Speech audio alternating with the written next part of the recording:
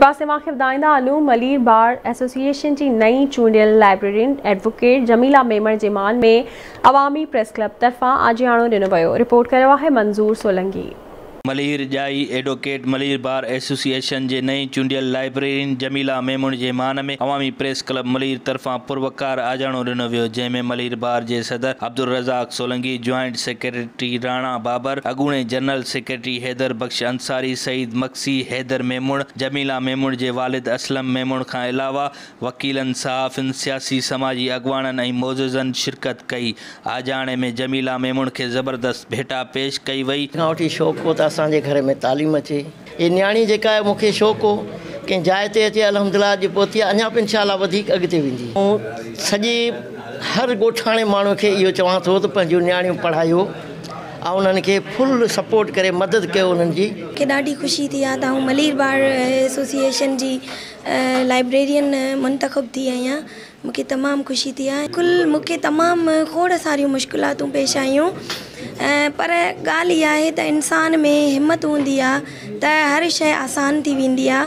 पोइ अल्लाह साईं जितां किथां माण्हू खे सपोर्ट करींदो आहे, जितां किथां माण्हू खे सपोर्ट कंदा आहिनि। मेमण ॻोठ जे बुज़ुर्गनि जी समाजी तंज़ीमुनि जी जन पंहिंजी न्याणीअ खे हेतिरो मान ॾिनो आहे, उहा डिज़र्व करे थी। ॾाढी सुठी बहितरीनु कॉम्पिटेंट वकील बि आहे ऐं बा इख़लाक़ बा किरदार लेडी बि आहे।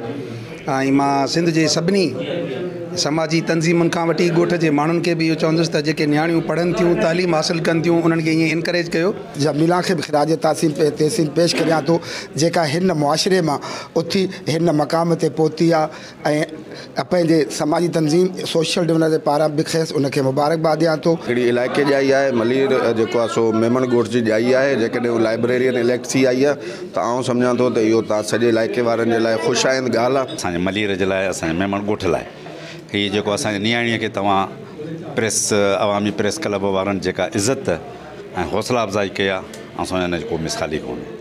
अहिड़ा मौक़ा तमामु घटि थींदा आहिनि ऐं इन्हनि चीज़ खे जेको तव्हां मूंखे पाण इहा चीज़ कान हुई जेका साईं सामी साहब ऐं तव्हां उनजी टीम जेका आहे इनखे मतिलबु त करे जेको प्रोग्राम कयो ऐं असांखे सम्झां थो त जसलो। हिननि चयो त साफ़ इन ई साञा वसंदनि न्याणियुनि खे हिमत अफ़ज़ाई कई त उहो वक़्तु परे कोन्हे जॾहिं मलीर जे कुंड कुड़छ मां न्याणियूं अॻिते अची कामयाबियूं माणींदियूं। कैमरामैन अब्दुल लतीफ़ बुगियो सां गॾु मंजूर सोलंकी, आवाज़ TV गॾा।